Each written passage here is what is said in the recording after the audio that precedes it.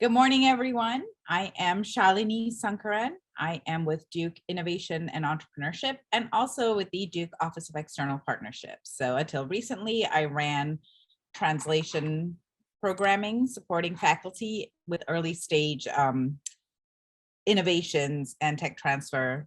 And I teach classes for INE graduate certificate. And I also help with external partnerships, regional partnerships for Duke.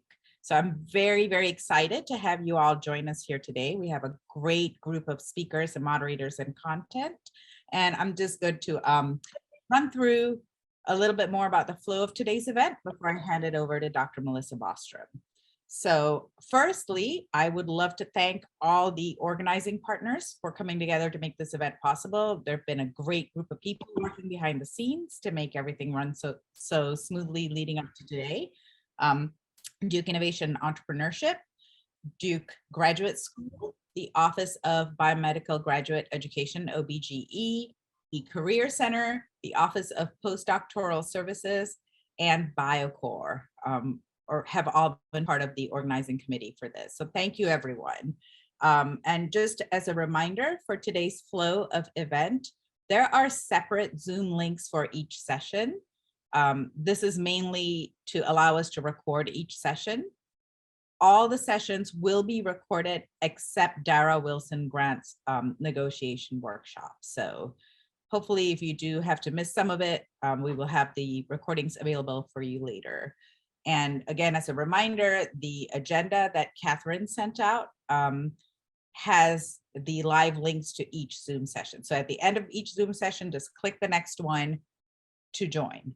And we have the breakout sessions with the alum organized by discipline, but you can join any one of the breakout sessions that you would like. Please don't feel constrained, if you're an engineer, to only join the physical sciences and engineering. If somebody's story interests you, feel free to just hop on any of those breakout sessions.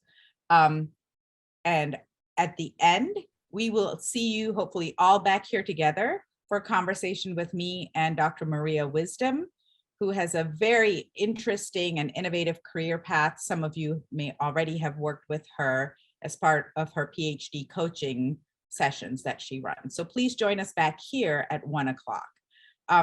Reminder, I think everyone's automatically muted. You can put your questions in the chat. One of us will monitor it. Catherine has put the agenda in the chat as well. So, and last but not least, if you would like to continue this conversation for some in-person networking, a couple of us will be at Bull McCabe's in downtown Durham in the outside patio area at 5 o'clock for about an hour. So just very informal. If you'd like to grab something to drink, something to eat, and come join us in the patio area, meet some of the other people that you'll see on Zoom today, please come out. So without further ado, please allow me to introduce Dr. Melissa Bostrom, who many of you know. She is the Assistant Dean for Graduate Student Professional Development here at Duke. And she has had 15 years in the field of graduate student professional development, building on her experience as Assistant Professor of Management Communication at UNC's Keenan-Flagler Business School. Melissa is an invited speaker, highly sought after professional development coach. Melissa ran a very, very popular and effective similar workshop on transferable skills at our 2019 Innovative Careers for PhDs workshop. So I'm sure it'll be a wonderful experience. You can see the rest of Melissa's bio in the agenda, but I very much value Melissa's insight and advice and mentorship and advice, and I'm sure it'll be a fantastic session.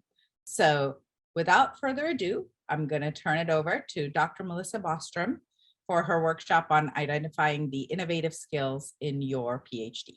Thank you, Melissa. Thank you, Shalini, for that really kind introduction. And I'm so excited to be with all of you this morning.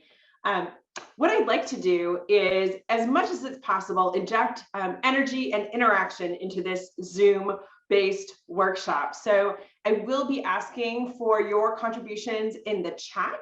And so, and I also love it if you are able to come off of video mute and show your face, because as a presenter, that really helps me see who's in the audience today. So delighted to be with you. We have a little roadmap for today's workshop. And so let me tell you what we're going to be talking about. We're going to talk first about why you want to identify your transferable skills. Second, we'll dig in and do some work on your transferable skills and actually build out a resource that I think you can take with you and be a reference for you in the future. And we'll also talk about some resources that you can use to continue doing this work as you identify and grow your skill set in preparation for innovative careers. So let's start with why you might want to identify your skills. And first is just kind of a data set to think about. So in the United States, what percentage of the US population do you think holds a PhD? Put your guess in the chat. What percentage of the US population do you think holds a PhD?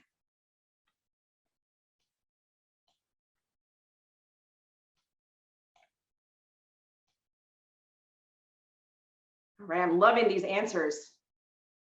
All right, so I see 0.5% up to 20%, I think is the spread, as I can look really quickly through the chat. Okay, I love it. I love your willingness to go out there and guess. Perfect. All right, so the answer, drum roll please, is about 2%. 2%. Now, I will qualify and say this is the adult US population, over 25 years of age, because we're not counting 4-year-olds and the people who might have a PhD, okay? So of the US adult population, about 2% hold a PhD. That is kind of mind-blowing when you're at a place like Duke, when you're in a location like the Research Triangle area, where it seems like everyone has a PhD. It can be hard to remember that that is not actually the case. And so for the other 98% of the US adult population who has not traveled down this path, they just may not be familiar with what it means to get a PhD and what kinds of skill sets you might bring. And that's not their fault, right? Just because they haven't been through this experience.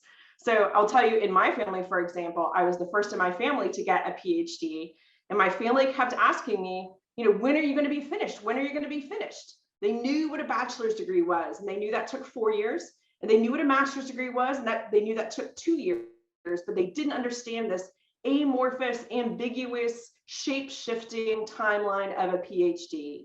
And so that is something that I think lots and lots of people have that experience. They just may not be familiar with what a PhD is and what you have to do in order to finish one. So this is a place where any kind of teaching experiences that you've had really come into play. This is a teachable moment, a time when you can help to unpack and explain the value and the skills that you can bring to a potential employer because of your training. All right, so I'm going to ask again for your contributions in the chat. So thinking about experiences, maybe comments that you've heard from people about PhDs, folks who don't have PhDs, what do you think they think PhDs are like? What are some stereotypes that people might have about someone with a PhD? Let's go ahead and put some of those stereotypes, some of them humorous. Let's go ahead and put those in the chat. All right, I'm loving these. I see stuffy, no fun, overqualified, nerdy, can only research one thing. Yeah, very narrow interests, terrible social skills. They like school too much. Yep. Socially awkward, awesome, intimidating. Yeah, these are all stereotypes folks might have. Oh, I'm loving these. Arrogant, smart, don't know much outside their narrow expertise. Halo effect. Ooh, Erin, I'd love to hear more about what that means. Halo effect. Ivory tower. Okay, great. These are excellent and certainly might be preconceptions that people might have about PhDs. I see some more really terrific contributions coming in the chat. Thank you so much, everybody. All right, so this is important to know because even if you are applying to a job where the hiring manager is a PhD or has hired PhDs before, there's usually some other folks involved in the hiring process. Those folks usually work in human resources, and they are responsible for recruiting and often doing a first level interview with candidates. I have a background in human resources and technical recruiting. That is what I did in between grad school and undergrad. And I can tell you, virtually nobody in human resources has a PhD. They won't have that experience.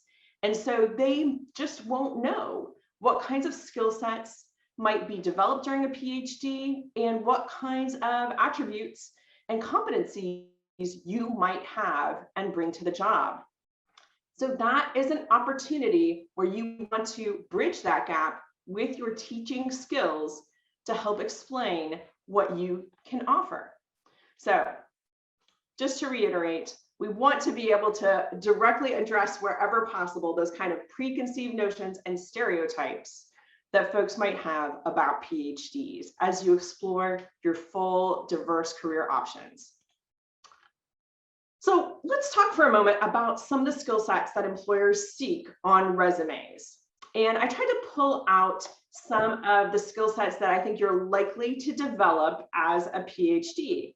Number one, problem solving skills. Pretty sure you develop those skills during a PhD.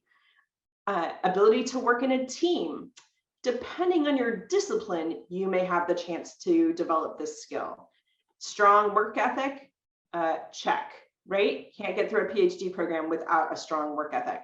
So I hope that you're seeing a trend here that many of these skills are skills that you're going to inherently build during a PhD program, but you just may not have had the chance or the opportunity to speak about them explicitly. And this is something that I think it's really helpful to surface in your conversations with other people. Now, I will tell you that these data come from a job outlook survey from the National Association of Colleges and Employers, and they're predominantly surveying employers looking at the resumes of graduates straight out of an undergraduate degree.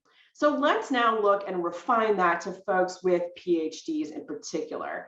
And here I'm drawing on some data from the Council of Graduate Schools, and they had a group that researched with employers outside the academy, what are the skill sets that these employers say that new PhDs lack as they transition into their organizations? Well, they say they're missing skills working in a team environment. Did you notice that was actually the number 2 skill on the previous slide that we saw? So if they think you don't have that skill, they may think you're missing something important. Creating and delivering presentations, business acumen, or the way to deliver outcomes on time and on budget, project management, and the ability to discuss technical issues with non-technical folks, or as I like to call it, teaching. All right, so all of these are skill sets that I think you do have. You just may not be in the habit of talking about explicitly in your day-to-day interactions. And so I think there's just a little bit of a communication gap, and that's where I want us to focus some time together today. Now, hopefully all of you are aware that the graduate school tracks and publishes PhD career outcomes. I think this latest set runs from folks who graduated between 2005 and 2020, and these data are publicly available on our website for the graduate school. But you can see actually a huge number of PhDs go on to careers outside the academy, whether that's in business or industry, in the public sector or government, nonprofit, or even in K-12 education. And I thought it'd be fun to kind of dig down and see who some of those employers are. You can actually sort these data and show the top 20 employers overall. So you can see the big winner is Google overall as the top employer of Duke PhDs. But then I parsed these data a little more finely by division. So it looks a little different for biological and biomedical sciences. And by the way, it's showing the names that are short enough to fit in the circles. So that's just a function of the visualization here. So longer named companies aren't showing up. This is engineering, the top 20 employers of PhDs from Duke. Physical sciences, I think there's a clear winner here, you can see. Social sciences, Facebook is actually the biggest employer. And then humanities, my people, I'm an English PhD. Here I had to pick the top 10 employers in order to see any of the names show up, because it's not common that an employer would hire a number of Duke Humanities PhDs outside the academy. All right, so, but there are all different kinds of employers that hire Duke PhDs beyond academia. So let's really dig in and talk about transferable skills now. And I think it's helpful to start with what I mean by transferable skills. I'm talking about the skills that you take, that you develop in one context and can take to a new context. That's simple enough. I think in the academy, we tend to think about transferable skills and equate those with technical skills. So if you are in any kind of STEM discipline, you might be talking about your skills as an experimentalist. You might be talking about your statistics and analysis skills, right? And that might be something that you readily talk about as your skill set. But you actually build quite a number of other skills during a PhD program. We are just absolutely terrible at talking about them in the academy. Because what is our document that we use to communicate our skill sets to other people and potential employers? It is a CV. And on the CV, we only list accomplishments, right?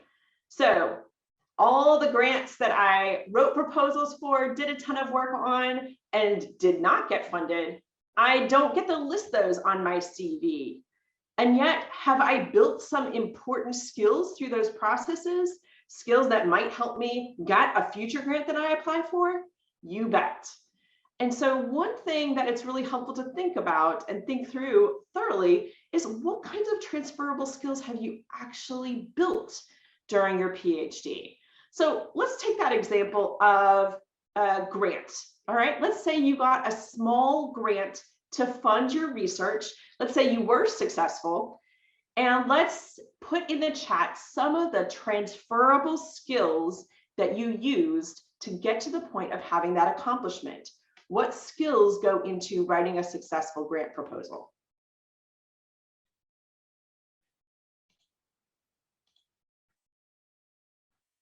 Budgeting, definitely.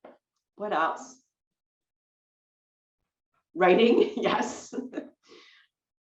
Succinct writing, okay, I love the revisions coming one on top of each other in the chat here. Creativity, innovation, networking, project timeline and milestones.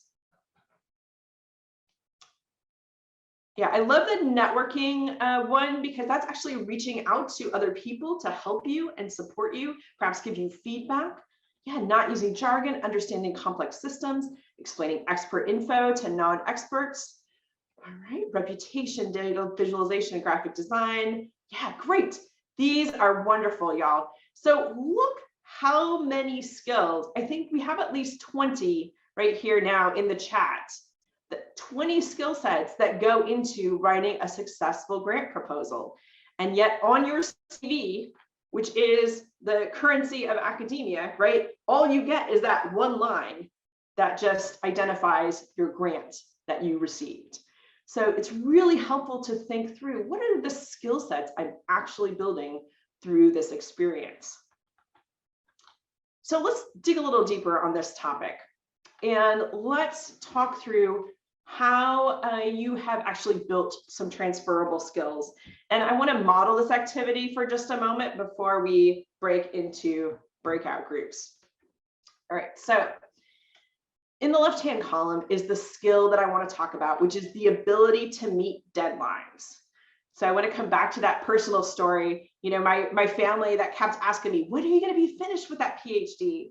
It seemed to them like I did not have the ability to meet deadlines based on their perception of the kind of never-ending time horizon of PhD completion.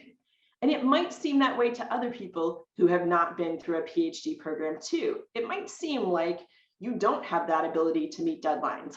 And yet, in any other context, employment context, right, deadlines are really important. Why are deadlines important to an employer? Let's put some ideas in the chat here. Why would deadlines be important to a potential employer?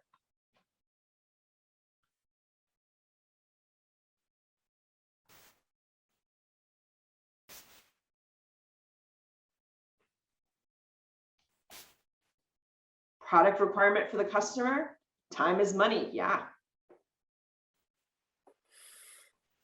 Clients have deadlines, you got to be efficient. Competition, yes, that's an important spur. You need to deliver a product on schedule. Your product release date is already announced. Yes, there's nothing like that to spur you to meet a deadline. Great. So deadlines and timelines are really important in contexts beyond academia. And by the way, they're also really important in academia. We just don't really surface or make that explicit in our conversations. But hello, how can you even get into a PhD program without the ability to meet deadlines, right? You got to get your recommenders rounded up.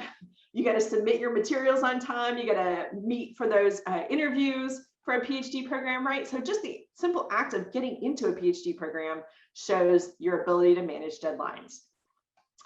All right, so those are actually some examples that I can put in this third column, which are ways you've developed this skill or could develop this skill. And so this is kind of a brainstorming exercise to think about, okay, what have I already done that shows my ability to meet deadlines? And then what are some things I could do or that I know I'm going to do coming up that might help me build this skill? All right, so that's kind of our framework for brainstorming here. Our next example is collaboration. And we talked a couple times now about the way that employers really value your experience as part of a team, because that is a way they're going to expect you to work at their organization or institution. So they're looking for your collaboration skills because it can demonstrate the ability to provide and receive constructive criticism. Do you not receive constructive criticism, or I hope constructive, every day as a PhD student or postdoc, right? Okay, yes, you have that. Be reliable by following through on group tasks with minimal supervision. Yes, that has to happen if you're going to get a PhD. And provide support or encouragement to group members to accomplish a goal.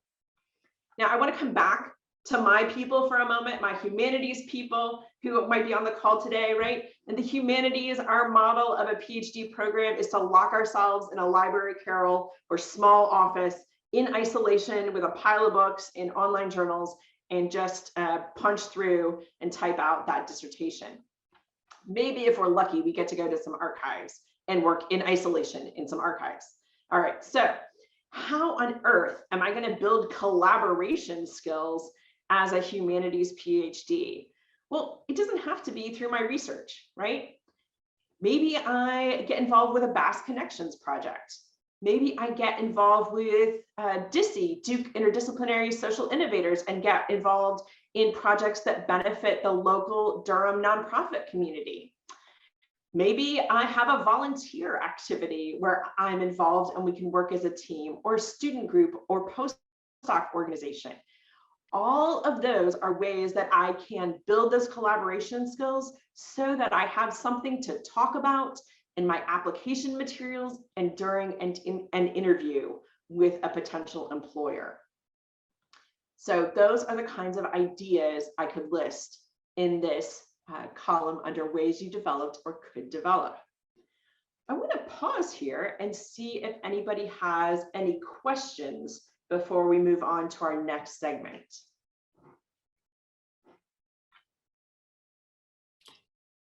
not a question, Melissa, but just to say that Amanda Starling Gold has also added Story Plus and put the link on there as an opportunity for collaboration. And I will add many of the experiential classes through the INE graduate certificate as well are good exercises in collaboration. Perfect. Those are great recommendations. And whichever group winds up, there's going to be an option, I think, to capture some of these answers in the group activity that we do next too. So some folks may have a little leg up. Okay, perfect. So what I want to do now is take on this exercise on a larger scale. I have created a Google spreadsheet that has a list actually of 10 skills, innovative skills that you may have built or could build during your PhD program or postdoc.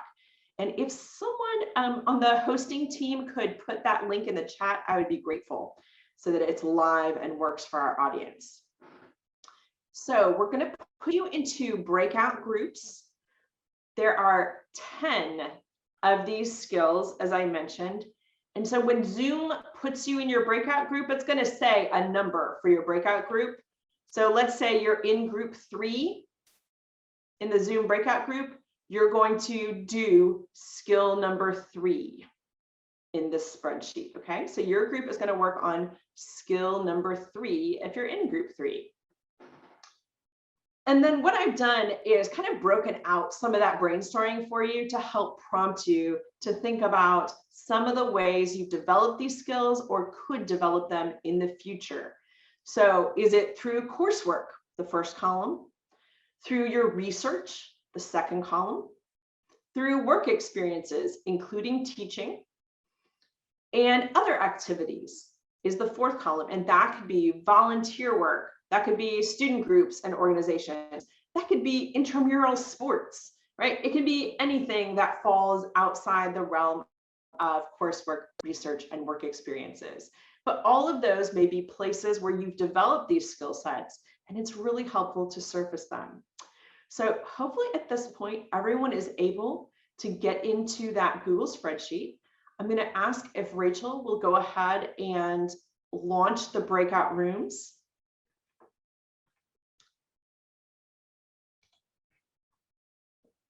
All right, perfect. So let's give everyone 8 minutes to join your breakout room.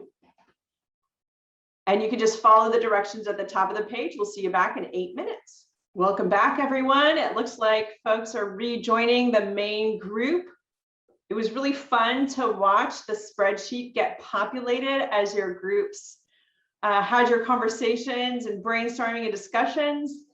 This is really fantastic. So let's take a high-level overview of what the groups discussed. And for each group, if you could have your reporter ready to share maybe the 1 or 2 most creative ideas your group came up with.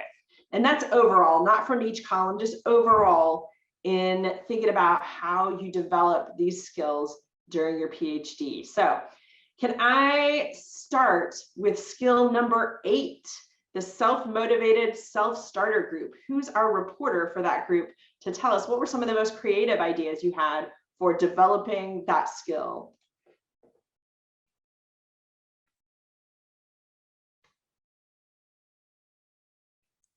Crystal, is it you? I was recording, so I don't know if anyone else wants to report out. You have the mic. Go ahead and take it. Okay. Okay. All right. So you said the most innovative? Most creative ways you came up with to build this skill. Okay, so as we were talking, we realized that because like all of us in the group were doing PhD work, which is already kind of like self-motivating, self-starting, but we were thinking about the second to last point, which was ways to develop those skills through work experiences. And we talked about how mentorship work with undergrads or with first-year PhD students how that kind of helps us kind of become self-motivated and self-starters, because we tend to help design those projects for undergrads and first year PhDs. We design the projects, we help set deadlines for the students and things like that. So that's one thing that we thought of. What is the second thing that we thought of? So, and then the last point, which we didn't quite get to elaborate on, which is ways to develop those skills through other activities. So outside of our PhD work, the point was brought up that if we were maybe helping with our departments or programs in some way, so we're, as students, helping the people that run the department, helping them implement different programs for the students and things like that, that's usually a good way to also help develop those skills outside of the actual science. Wonderful. Those are great answers. Round of applause for Crystal and all of Group 8. Thank you. Thanks for jumping in. All right, Group 7. Hopefully you expected that this was coming. Group 7, what are two of the most creative things you thought of for the ability to reach and defend conclusions? Right, so we're Group 7. And so I would say, similar to Crystal's group, some of that is kind of an obvious connection to, PhD research, in that you're, taking in information, whether it's from, the existing literature, the experiments that you do to reach a conclusion, and often you're coming up with novel hypotheses, testing them, and then you eventually would have to defend them to your committee. And so I think probably one of the most creative solutions that we talked about is this idea of being able to take those skills that you learned during your research, and that, we said, usually the things that you're studying in your PhD, you'll probably only study in your PhD. It's not actually about, necessarily what you learned, but more about the skill sets that you develop as you're taking in that information. And so we talked about how involvement and things outside of lab, similar to Group 8 with student groups and, your department. So one of our group members said that they're involved in a distinguished lecture seminar series in their department, and being able to strategically plan and execute, who's going to come, and being able to satisfy, okay, what does this department need? Again, taking in information, drawing conclusions. I think that's really important. And it's a transferable skill that you can then apply to any job, outside of academia. Wonderful. Thank you so much to Dr. Clay and Group 7. Virtual round of applause for them. Group 6, who is your reporter?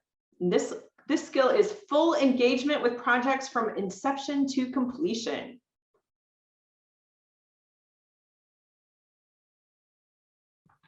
Group 6. Yeah, we had a few ideas. Looking at research, we talked about how it's pretty intuitive that your research is going to be seen, like this fits research generally, but we brought up transferring the project.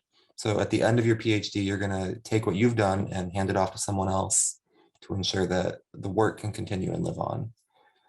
And then we also talked about serving on different boards, committees, scientific groups in order to expand beyond research.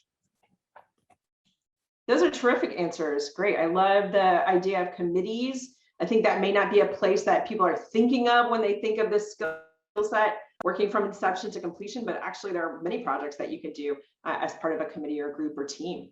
Awesome. Thank you to Riley and Group 6. All right, Group 5, successful in competitive environments. How could that be relevant to your experience at Duke, I wonder? Thanks for passing it over. Yeah, I'd love to give all of my group mates a chance to talk as well. I'm gonna start with the ways to develop through research. So my group mates had some really great ideas. So get ready to feel really good about yourselves, because I bet everyone on this call does all of this. So being in a competitive environment, we have to learn how to write competitive grants and learn how to sell your project to recruit people to work on your project, as well as knowing how to quickly think on your feet when you're in a presentation and someone asks you a question that might be a little bit hard to answer. So in those ways, specifically in research, we're learning how to work in this competitive environment. And one of my group mates said, for work experience, that we are able to maneuver hierarchies and bureaucracy and do all that communication. And I thought that was just such a good way to phrase how we're able to maneuver through this competitive environment. I'd love does anyone from my group want to jump in? Amanda, Octavia? I think you covered everything, all of our great ideas. So nothing to add. Okay, wonderful. Maneuvering hierarchies. Ooh, I love that. I love that. That's a great phrase that I hope is in the spreadsheet here. And if not, I hope y'all are writing that down at home because that's a really interesting way to put it. Round of applause. Awesome. Love it. Group 5. All right, I think our group 4 kind of scattered to other groups. So let's move on to group 3, the ability to deal with ambiguity. But let's decide on who's reporting for group 3.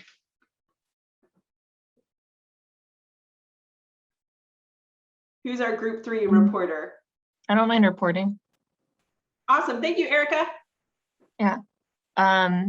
So I guess just like a couple of highlights are, we mostly went through this and then at the end kind of realized the amount of ambiguity we dealt with when the COVID crisis happened. And for me, for example, switching projects that we would go in the lab space for or seeing volunteers in the clinic to having to make all of our work virtual or remote for a while. So really learning new skill sets, new computational skill sets, or however it is we maneuvered through the pandemic. And then we talked about ambiguity in terms, like, it just seems kind of like what research is.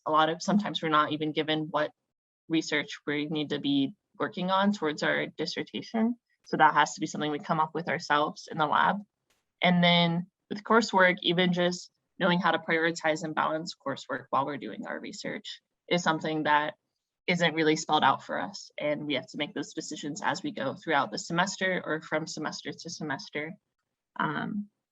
So yeah, those are the main ones that we talked about. Erica, marvelous job there. And I think you did a really nice job of capturing the value of dealing with ambiguity in your PhD or postdoc studies context, and how you could take that and transfer it to other places. So really nice job, group 3. All right, group 2, the leadership group. Take it away.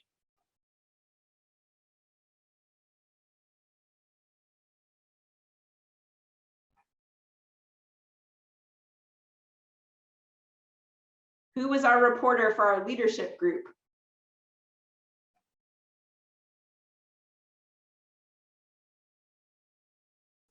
I don't think we really picked a reporter, so I can just talk about some of the things that we discussed. Way to show leadership, Lila. Thank you. So I think the main 2 areas that we found were where we had the most that we talked about was within research and then other activities. So in research specifically, we talked about having meetings and conversations with collaborators in other labs, and that as PhD students, we can take leadership roles in those conversations and kind of leading those meetings, and then also working to train other undergraduate students and rotation students and new students and things that come into the lab. And then other activities we discussed, looking for leadership roles in different student groups and committees around campus, and then also other opportunities outside of Duke, like volunteering opportunities and things like that. Great, thank you so much, Lila. I want to add here one thing that sometimes pops up in that leadership category, and that is teaching. Sometimes we don't think about teaching as a leadership activity, but guess what? Standing up in front of a group of sleepy undergraduates at 8 a.m. and motivating and inspiring them to learn this topic that maybe is not in their major, hello, that is leadership. So think creatively about leadership. It doesn't have to be a title. It can be an activity a way of engaging with the world. So really nice job to group 2 and Lila on leadership. All right, so that brings us to our last skill and our last group, which is number 1, persuasive communication. Persuade us, reporter for group 1.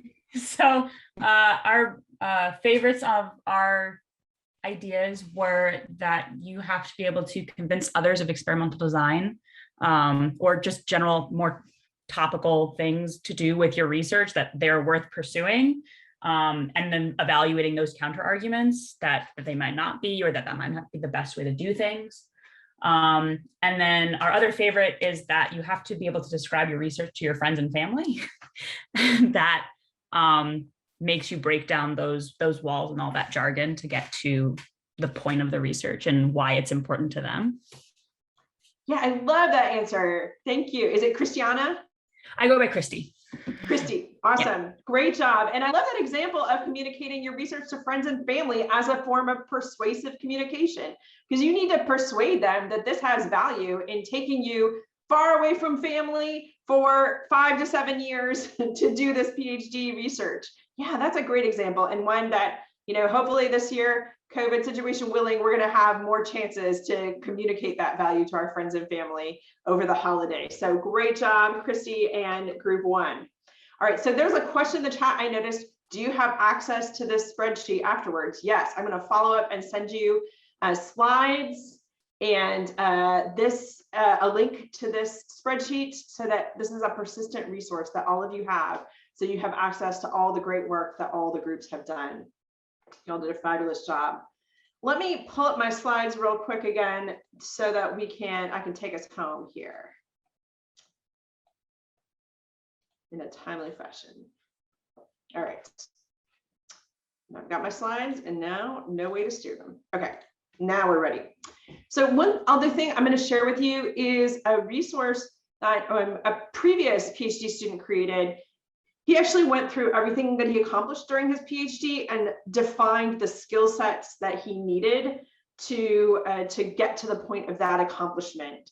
Now, he was a music PhD, and at the time he was really considering whether he was going to go on in academia or look for more diverse career options outside the academy. And so he felt like this exercise was really helpful to him in thinking through what skills he had built and how they could be helpful to a potential employer.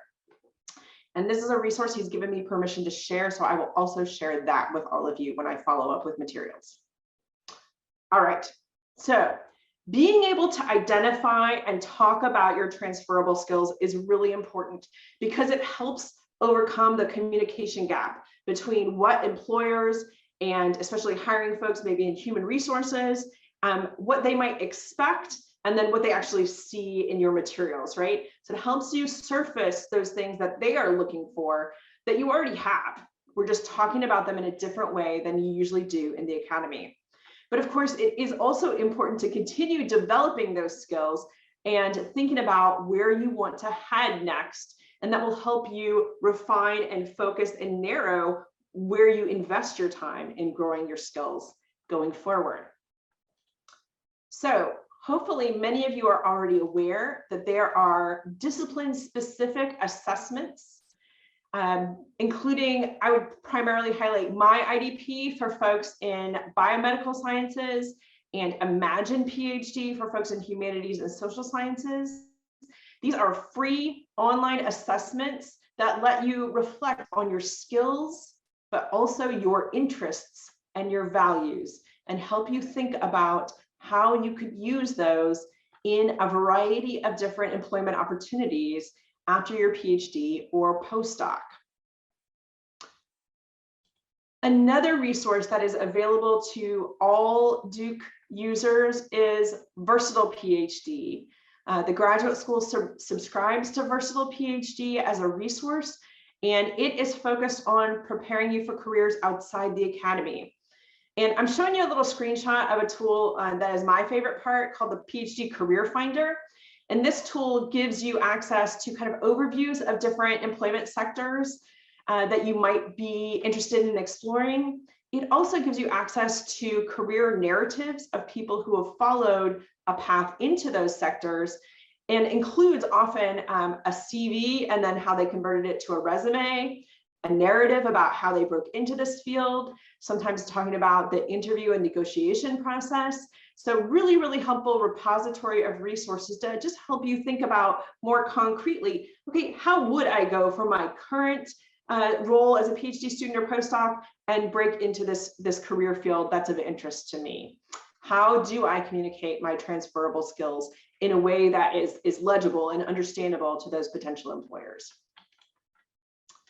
And then for the PhD students on the call this morning, I hope that you are taking advantage of Duke Options, which is an online professional development planning tool designed specifically for Duke PhD students. And that can help you plan your professional development time at Duke so that you can take advantage of the resources that are important to you. All right, I have got 10:59. So with that, I want to thank you all so much for your engagement today. Please feel free to reach out to me if I can provide additional support. This is where you can connect with me. And then I want to invite all of you to join us for the next session on today's agenda, which is the workshop with our keynote speaker today, Dara Wilson-Grant. She will be speaking on how to avoid self-sabotage and win at salary negotiations. So fast forward in your mind to that point where you're actually negotiating that job offer, and please join us in the next session on today's program. Thank you, everyone.